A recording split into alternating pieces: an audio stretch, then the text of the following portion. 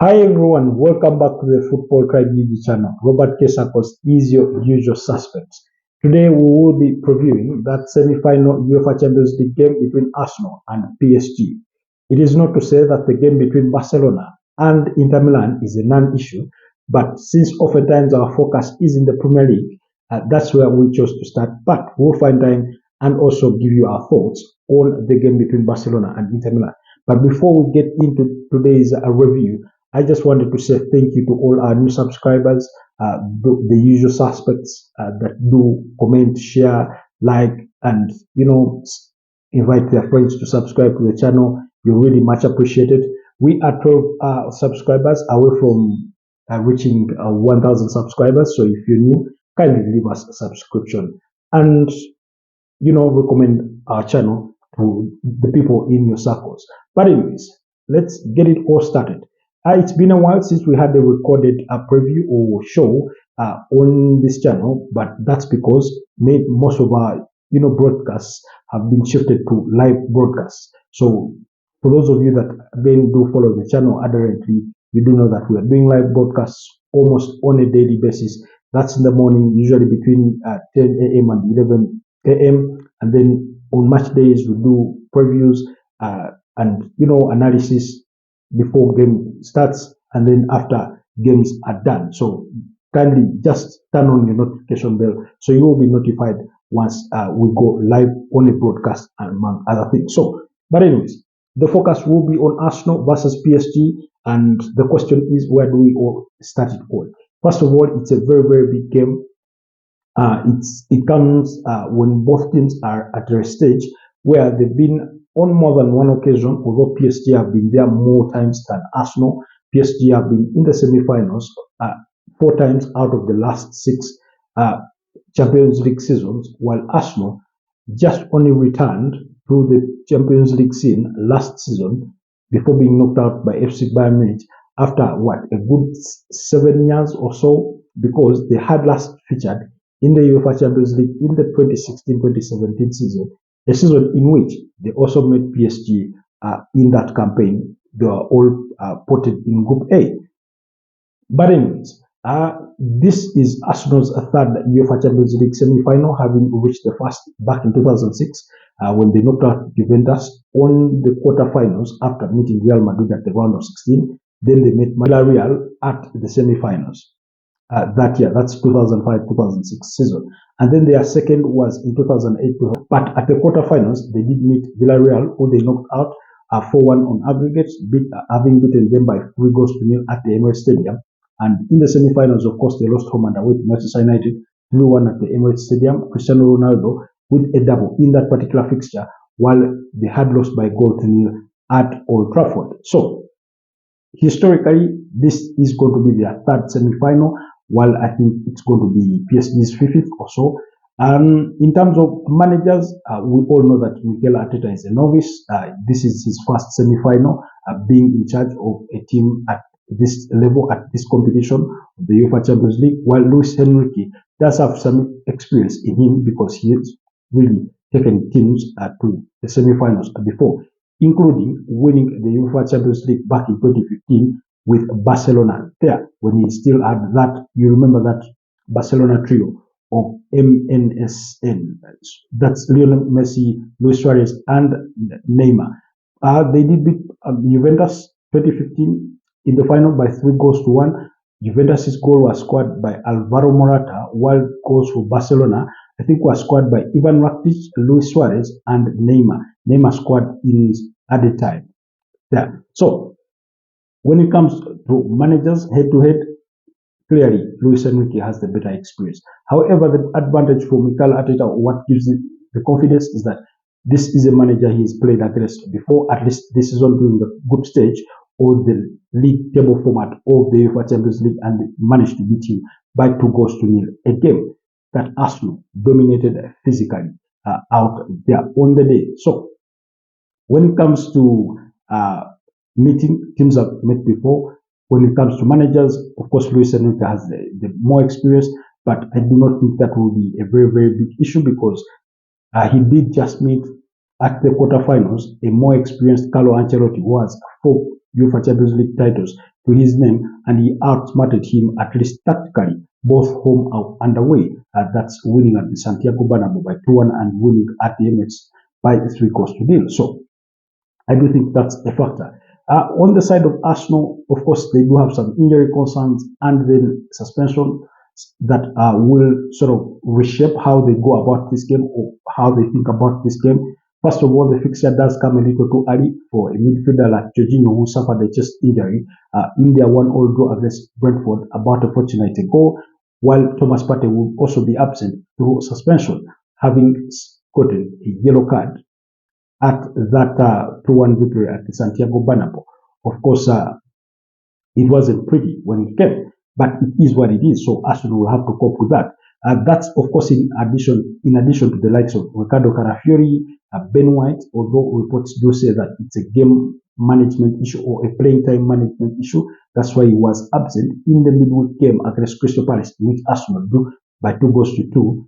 It goes without saying that he remains a bit doubtful, at least until we get through the weekend and we get to know which players will be available in the pre-match press conference that, of course, Mikel Arteta will have to do with one of his players. So, Ben White, Ricardo Carafiori, who has not played since the international break when he had suffered that knee injury during international duty with Italy. Then, of course, we all know about Kai Havertz suffered that hamstring injury during Arsenal's training camp in Dubai, and he had been initially ruled out for the rest of the season, but it looks like he's fast-tracked his rehabilitation and has started training, although won't be fit to feature in this particular game. Then the likes of Gabriel Magalhaes suffered a hamstring injury in Arsenal's game when they were beating Fulham by 2-1, as well as Gabriel Jesus, who suffered a knee injury that needed surgery. So those are some of Arsenal's injury concerns. But how do they cope without them?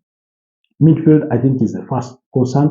We all thought that in that game against Crystal Palace, he would field the same team that he would have fielded versus PSG to sort of test out how the chemistry amongst these players gel. And he did that in some, sections of the pitch, and that's at especially at the back line, because he left his team unchanged. David Wire was in goal. Miles Lewis Kelly at left back. Right back was Jurriën Timber, Jacob Kiwior, and William Saliba at centre back. Now, in midfield, of course, Thomas Partey started, although my expectation was maybe Declan Rice would have been rested, but he wasn't. That notwithstanding, he had started, sort of tested out a potential midfield in the game versus Ipswich Town when he played Mikel Merino at left 8, Declan Rice at the base of midfield, and alongside Martin Odegaard as their 8. So that's a theory that he had tested out in that 4-0 victory against Ipswich Town. When it came to the game against Crystal Palace, it had Declan Rice, Martin Odegaard, as well as, of course, Mikel Merino didn't make to the matchday squad in that particular game, so it was a changed game. I think it was it Zinchenko that started the game? I need to be corrected on that. I need to look that fact up, but there have been changes. And then leading the attack because of the tackle that Bukayo Saka had suffered in the game against Ipswich Town, for which left Leify Davis with the red card. He had been a doubt for that game, but he made it to the bench and had to come on for Raheem Sterling, who started ahead of him, and alongside Gabriel Martinelli and Leandro Trossard, one of the goal scorers on the night. Now, my expectation in the absence of Bukayo Saka was that he would have started Ethan Nwaneri, but he opted for Raheem Sterling, who basically was a pedestrian in the game. He really had no impact. And if I were to give my player ratings, I think it would have been generous to even give him a 4. That's how bad he had a day in office. But again, I really do not blame him much sometimes because he's not gotten enough playing time while at Arsenal. Maybe for the right or the wrong reasons, whatever the case is. So again, it begs the question of who does Mikel Arteta pit against PSG. So I think it's a full-blown conclusion unless something happens to Declan Rice between now and next week on Tuesday when the two sides meet, that Declan Rice will be at the base of that midfield, and then Martin Odegaard alongside Mikel Merino. Now, given that Mikel Merino did make it to the matchday squad in the game versus Crystal Palace, who are Mikel Arteta's alternatives? One, you do have Zinchenko, predominantly this season has been played in midfield. He does fare well, although I do think he lacks the physicality that is usually demanded of Mikel Arteta's teams in recent times. Remember in that 2-0 victory over PSG versus Arsenal at the Emirates Stadium, Arsenal really bullied PSG physically at the Emirates Stadium, and those goals were scored by Kai Havertz and Bukayo Saka's free kick for them to win that game, in which they also managed to keep a clean sheet. Yes, Zinchenko is an option. We all know about his passing ability. Technically, he's a very good player. He does play a similar role when he's with the national team. That's Ukraine, but physically, I find him wanting. Then, who are the alternatives? Ethan Nwaneri has been played there before, but I don't think, again, he has the physicality for it. Yes, he's a very good player, fast, dribbles and all that, good left foot, good passer, but physically he may be wanting being played in the left eight. Leandro Trossard is a player that has played there before, but if you play Leandro Trossard in that role, then it begs the question of who you play as your false nine to lead the attack. Then the other option for Mikel Arteta is his current left back, Miles Lewis-Kelly. We all know that as far as his career is goes, he's known as a midfielder. It's Mikel Arteta that has put him at left back where he's really thrived, but even in midfield, he's been tested there a couple of times and he's looked comfortable. So then if you could play Miles Lewis-Kelly at left eight, then it begs the question of who then you put at left back. Then it begs the question, is it Kian Tierney, is it Zinchenko, because we all know Ricardo Carafiori is absent. So I think Mikel Arteta will have some bit of selection dilemma, but my expectation so far is that he goes with Declan Rice, Martin Odegaard, and Mikel Merino. That midfield that started against Ipswich. Because Mikel Merino, we did see footage of him training indoors or at the gym at London Colony sometime this week. And then up front, of course, you would expect Bukayo Saka to start alongside Gabriel Martinelli and Leandro Trossard with that expectation, given the team that they will be facing. On the side of PSG, injury-wise, yes, I do not seem to know of many injuries, but they did rest Achraf Hakimi in their 1-1 draw against Nantes in midweek. Yes, and the manager, that's Luis Enrique, was speaking about that game, and he said if it meant that they lost to Nantes, as long as it guaranteed that they would advance to the finals of the UEFA Champions League, he would have chosen the latter. So clearly, that draw was a non-issue, but Achraf Hakimi was rested. William Pacho was a rested player, not entirely, but he had to come off the bench because their defensive backline was quite different. Nuno Mendes was in there, but again, I do expect that they start with the likes of Marquinhos, William Pacho in that centre back, then of course Gianluigi Donnarumma in their goal, Achraf Hakimi at right back, and Nuno Mendes at left back. Very, very good players in terms of fullbacks, because Nuno Mendes, there's a way, he just has that knack for scoring goals and running into the box and getting himself in good positions, just as much as Achraf Hakimi. Then the midfield of Vitinha, João Neves, as well as Fabian Ruiz. Again, speaking over the weekend, Luis Enrique did say that as far as he's concerned, and he's often wrong about this, that Vitinha in his current position is the best player in the world. Well, that will be put to a test. So then to lead the lines, you do expect Ousmane Dembele, who is predominantly played as their false nine all season, alongside Kivicha Kvaratskhelia and maybe Desire Doué to start on the other side. It could be a Bradley Bacola. It could be somebody else, because we've seen those picks, especially on that side. But again, PSG would still remain a very, very strong side.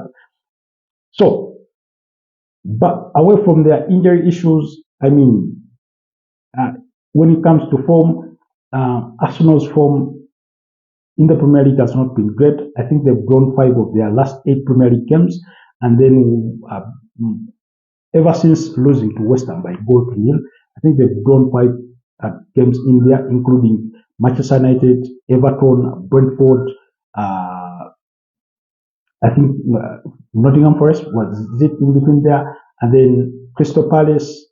So all that falls in the mix, and then they beat up against Ipswich Town, they beat up against Fulham and Chelsea. Those are the teams that they managed to beat up on. But in the UEFA Champions League, which seems to be their priority going forward, because Liverpool are just 1 point away from winning the Premier League title or clinching it, which they need against versus Tottenham Hotspur on Super Sunday in the Premier League. That's a foregone conclusion. Their minds are not there. So you do expect that Arsenal have all their minds on the potential or the chance of winning a UEFA Champions League title. So their full effort will be there. In terms of playing in Europe, as far as Arsenal are concerned this season, they've been very, very decent at home because really, really, they've been impressive at home. During the league format or the group stages, Arsenal kept, I think they kept 4 clean sheets. Yes, they kept 4 clean sheets. They did not concede a goal at home because they played 4 games at home. They beat up against PSG by 2-0, beat up against Shakhtar Donetsk by 1-0. Dinamo Zagreb was one of those that beat, I think, by 1-0, and then beat up against AS Monaco by 3-0. So at home, at that stage, they were perfect. They did not concede a goal. And then when it came to the knockout stages at the round of 16, of course, we all know they conceded 2 goals at the Emirates Stadium in that 2-2 draw against PSG, but that came on the back of having beaten PSG by 7-1 away from home. Versus Real Madrid, we all remember it was a 3-0 victory for Arsenal. Once again, they did not concede. Ugly versus the best, attacking forward that there is in Real Madrid. And clearly, while Arsenal will be facing a different PSG as compared to the one they faced in the first at the group stage level, it remains. It does still have the feeling that Arsenal, of course, being at home, sort of retain the advantage. So Arsenal are defensively solid in that respect. When we look at the lineup started versus PSG, let's look at that game at the Emirates, which Arsenal won by 2-0. David Raya was in goal for Arsenal, Julian Timber Saliba, and Gabriel as well, Ricardo Carafiori. Now, in that backline, 2 of the players that started in Gabriel Magalhaes and Ricardo Carafiori, they are both absent. So those are the first 2 changes that you're expecting in the team that will be facing PSG. Declan Rice started alongside Thomas Partey in a double pivot. That one is absent. Thomas Partey is absent through suspension. So that's another change. Those are 3 changes. And then you had a player, you had Bukayo Saka, Kai Havertz, Gabriel Martinelli, and Leandro Trossard in that game. So Kai Havertz is also absent. So that means the team that will face PSG on Tuesday for Arsenal will have at least 4 changes that are guaranteed.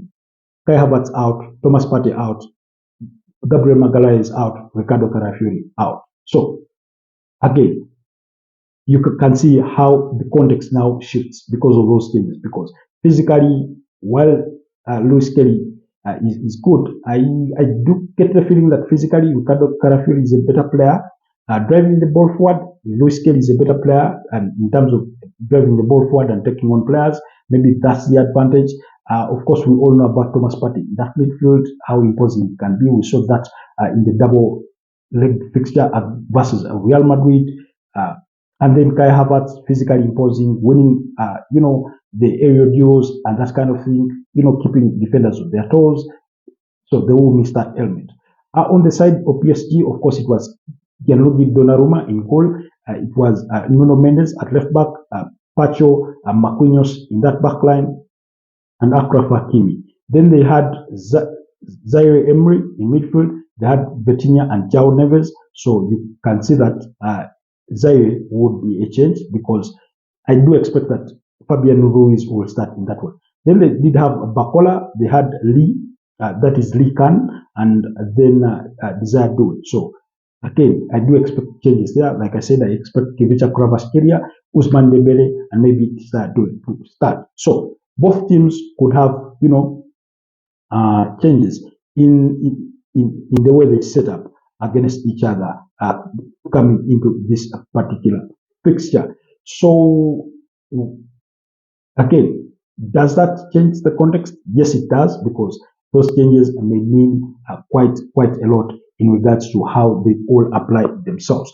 But those are Arsenal's strength, physicality, defensive solidity, and then of course, the home advantage. Those are three key takeaways from this particular fixture.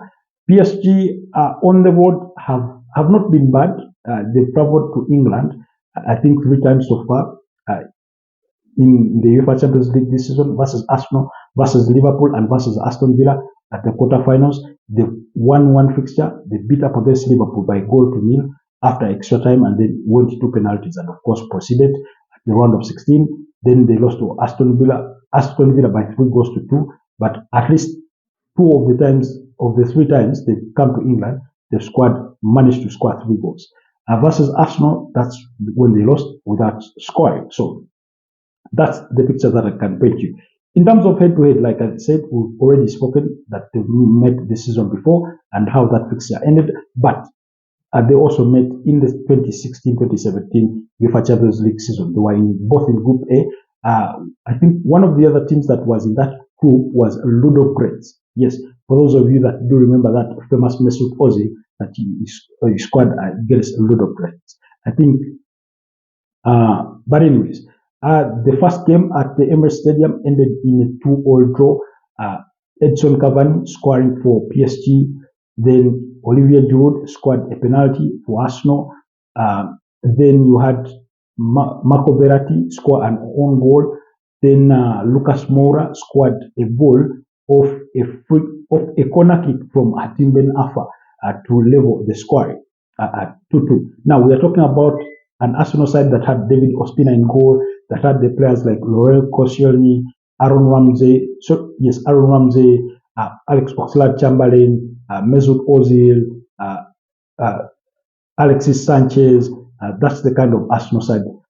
Francis Coquelin, that was the squad. Nacho Monreal, Hector Bellerin, I think missed the first take, as far as I can remember. So that was the cohort that Arsenal Wenger had. On the other side of PSG, they were under the charges of Aston Villa manager. That's Unai Emery was the one in charge of PSG. They had players like Edson Cavani. They had players like Hatim Ben Arfa. They had players like Lucas Moura. They had players like Marco Verratti. They had defenders like Marquinhos. They had Thiago Silva. They had Sergi Aurier. For those of you that do remember him featuring for Tottenham Hotspur, and I think eventually at Nottingham Forest, Sergi Aurier, that's the Ivorian international, a 2015 AFCON winner with Ivory Coast. So that's the cohort of players. Angelo Di Maria was in that PSG squad. So that was the team that Arsenal faced, and then in the return leg, because that was at the group stage, because they were still in the old format. At the return leg, PSG should have won that game, by the way, but they had so many missed chances. Then David Ospina, of course, also rose to the occasion. He had, I think, about 4 or 5 saves, crucial saves in that game, but it ended 1-1. Edson Cavani scoring, and Alexis Sanchez is the one that scored the equalizer in that game. So head-to-head, Arsenal have never lost to PSG in the UEFA Champions League in those 3 meetings that I can remember or think of. So that remains a thing. In regards to recent times, of course, PSG do have the advantage. Like I said, 4 times out of 6 seasons, they find themselves at the semi-finals, although not with the same manager. In 2020, they advanced to the finals of this competition and lost to Bayern Munich by 1-0. That goal scored by Kingsley Coman in the 59th minute, or the hour mark around there. So, of course, it was a terrible loss. At that time, players like Thiago Silva had already left and joined Chelsea. Chelsea then won it the following year. That's in 2021 when they beat Man City by 1-0. That goal scored by Kai Havertz when they were under the charges of Thomas Tuchel. So that's PSG for you. Arsenal's most progression, of course, was back in 2006 when they knocked out Real Madrid, Juventus, Villarreal, and then met Barcelona at the finals and lost by 2-1. That's their history. So we are talking about two sides that have never won the competition and are still, seeking to win it. So for the okay, not for the first time, but even this year, we do expect at least one of the teams that will be in the finals will have never won the competition before. While in the other game versus Barcelona versus Inter Milan I think have won it 3 times, Barcelona have won it 5 times. So most recent for either side being Barcelona 2015, Inter Milan 2010, beating Bayern Munich in that final. Then so that's the context of it. But again, for me, what's my expectation at the end of the day? What's my prediction? Of course, the kinds of lineups that both teams do field will be very crucial.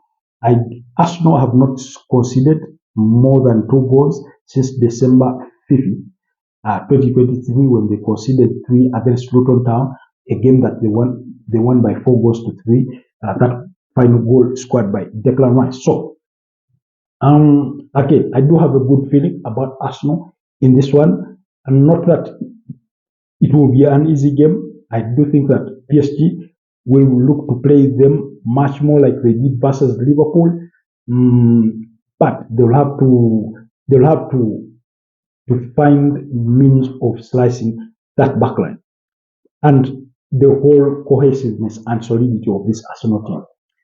But then Arsenal also must avoid mistakes that we witnessed in that Crystal Palace game. David Villa was off his game. William Saliba conceded possession to João Felipe Mateta before he scored the equalizer. In similar fashion, of course, he conceded possession to Vinicius Junior versus Real Madrid at the Santiago Bernabeu, which resulted in a goal. So they would want to cut out all those mistakes, and that could cost them a result at the Emirates Stadium. First of all, their priority must be in keeping a clean sheet. That should be a priority for Arsenal. Will they keep it? It's really hard to say. And I get the sense, I do not know how, but they ought to keep a clean sheet at the Emirates.